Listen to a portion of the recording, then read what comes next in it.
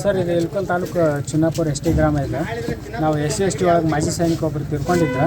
ಅದ್ರ ಸಲುವಾಗಿ ನಾವು ಏನೈತಿ ಇಲ್ಲಿ ಚಂತನ ಹೊರಗಡೆ ನಿಂತು ನಾವು ಹೈರಾಣಾಗಿ ಇಲ್ಲಿ ಒಂದು ಕಡೆ ನಾವು ಏನೋ ಒಂದು ಜ್ಯೂಸ್ ಏನೋ ತೊಗೊಳಕ್ಕೆ ಬಂದಿದ್ವಿ. ನಾವು ಆಲ್ರೆಡಿ ಅವ್ರಿಗೆ 25 ರೂಪಾಯಿ ಕೊಡೋದು 30 ರೂಪಾಯಿ ಕೊಟ್ಟು ನಾವು ಜ್ಯೂಸ್ ತೊಗೊಂಡಿದ್ವಿ ಅವರಿಗೆ.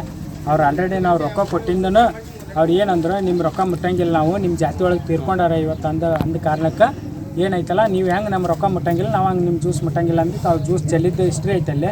ಬೇಕಂದ್ರೆ ನಾವು ಎಲ್ಲಿ ಬಾಟ್ಲಿ ಹೋಗಿದ್ದೀವಲ್ಲ ಆ ಬಾಟ್ಲಿ ನೀವು ರೆಕಾರ್ಡ್ ಮಾಡ್ಕೊಡ್ರಿ.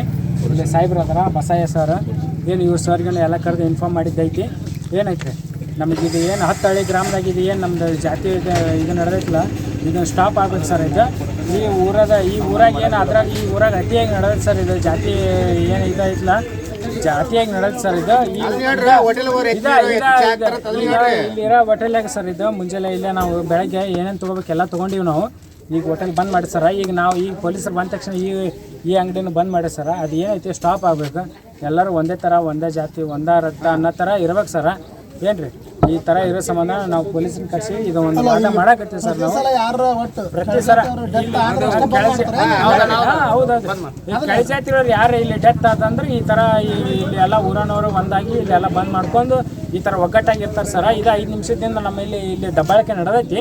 ಈಗ ನಾವು ಆ ದಬ್ಬಾಳಿಕೆ ಸ್ಟಾಪ್ ಮಾಡ್ಬೇಕಂತ ನಾವು ಪೊಲೀಸನ್ನ ಕರೆಸಿ ಎಲ್ಲ ಇನ್ಫಾರ್ಮ್ ಮಾಡಿ ಸರ್. ನಾವು ಇದೇನೈತಿ ಇಲ್ಲಿಗೆ ಸ್ಟಾಪ್ ಆಗ್ಬೇಕು ಸರ್. ಇದು ಲಾಸ್ಟ್ ಡೆತ್ ಆಗ್ಬೇಕು. ಇದು ಲಾಸ್ಟ್ ಇದು ಜಾತಿ ಇದು ಏನೈತಿಲ್ಲ ಇದು ಸ್ಟಾಪ್ ಆಗ್ಬೇಕು ಸರ್. ಇದು ಏನು ಸಣ್ಣ ಕೂಸು ಹತ್ರ ಅಷ್ಟ ದೊಡ್ಡವ್ರ ಹತ್ರ ಅಷ್ಟ ಎಲ್ಲ ಅಂಗಡಿ ಓಪನ್ ಇರಬೇಕು. ಅವ್ರಿಗೇನು ರೊಕ್ಕ ಕೊಡ್ಲಾರ್ದ ನಾವು 1 ರೂಪಾಯಿ ಪ್ರಾಡಕ್ಟನ್ನು ಅವ್ರ ಅಂಗಡಿಯನ್ನು ತೊಗೊಳಂಗಿಲ್ಲ.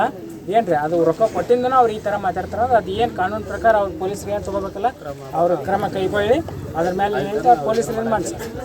ಈಗ ನಾನು ಹೇಳೋ ಪ್ರಕಾರ ಮೇಲಿನ ಅಧಿಕಾರಿಗಳು ಮಾತಾಡೀನಿ ರೀ. ನಾನು ಯಾರಿಗೆ ಮಾತಾಡಿ ಸರ್? ಸಾಹೇಬ್ರಿಗೆ ಮಾತಾಡಿದ್ದೀನಿ.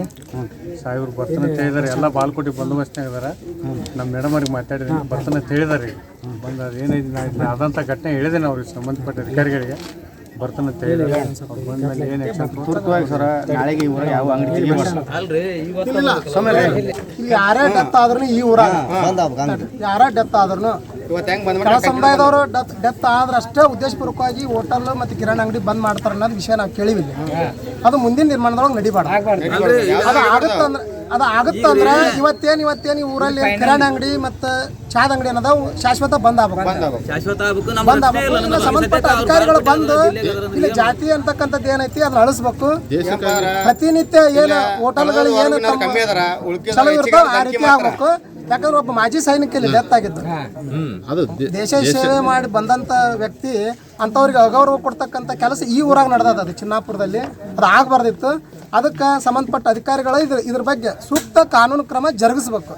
ಅಲ್ಲಿವರೆಗೆ ನಾವು ಆ ಮನುಷ್ಯನ ಒಯ್ಯಂಗಿಲ್ಲ, ಒಯ್ಯೋದಿಲ್ಲ. ಅದಕ್ಕೆ ಸಂಬಂಧಪಟ್ಟ ಅಧಿಕಾರಿಗಳು ಬರಬೇಕು, ಅದನ್ನು ಸರಿಪಡಿಸ್ಬೇಕು. ಆ ಹೋಟೆಲ್ ಯಾರು ಬಂದ್ ಮಾಡ್ಯಾರ, ಯಾರು ಕಿರಾಣಿ ಅಂಗಡಿ ಬಂದ್ ಮಾಡ್ಯಾರ, ಯಾರು ಜಾತಿ ಎತ್ತಿ ಮಾತಾಡ್ಯಾರ ಅವ್ರ ವಿರುದ್ಧ ಕಾನೂನು ಕ್ರಮ ಜರುಗಿಸಿದ ನಂತರ ಆ ವ್ಯಕ್ತಿ ಅಂತ್ಯ ಸಂಸ್ಕಾರಕ್ಕೆ ನಾವು ಮಾಡ್ತೀವಿ. ಅಲ್ಲಿವರೆಗೆ ನಾವು ಮಾಡೋದಿಲ್ಲ. ಇದು ಒಂದೇ ಊರಿನವ್ರು ಅಲ್ಲಿಲ್ಲ. ಇಲ್ಲಿ ಯಾಕಂದ್ರೆ ಇಲ್ಲಿ 10 ಹಳ್ಳಿಯವರು ನಾವು ಕಲ್ತಿದ್ದೀವಿ.